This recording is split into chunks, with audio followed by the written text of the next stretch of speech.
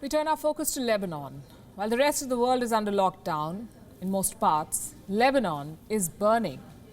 More specifically, its northern city of Tripoli. Protests have erupted in Tripoli, one of Lebanon's poorest cities.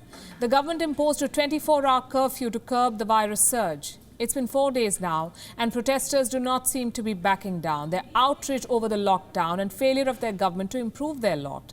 They're suffering from the pandemic and the economic collapse, which has brought more than 50% of the people under the poverty line.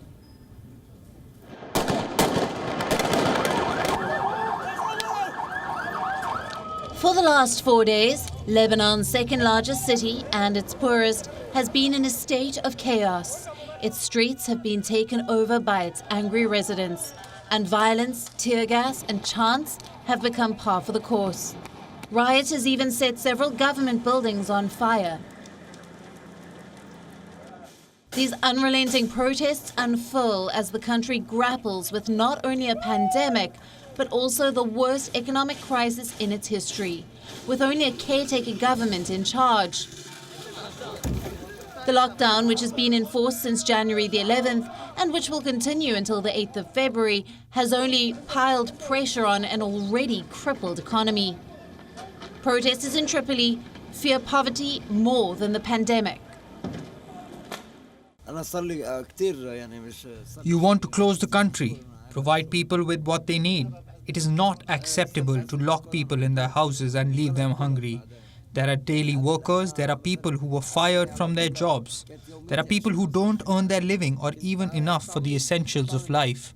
I want to deliver a message to the politicians in Lebanon that they led the protesters here. If those protesters weren't hungry, they wouldn't have come here. If bread is not available to the poor, politicians won't be safe and we will protest every day. Our demands are to reopen shops and reduce a bit in the dollar exchange rate. People can't breathe anymore. So far, one protester has been killed in the clashes and over 200 people left wounded.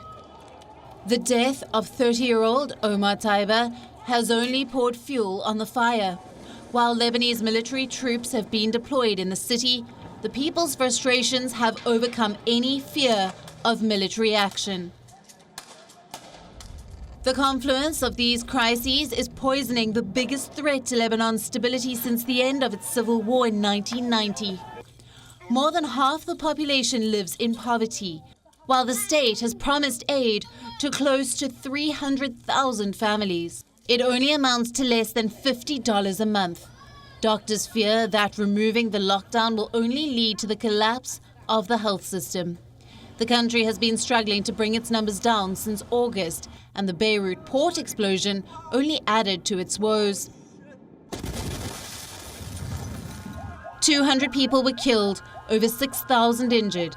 Several hospitals and large parts of the city were destroyed.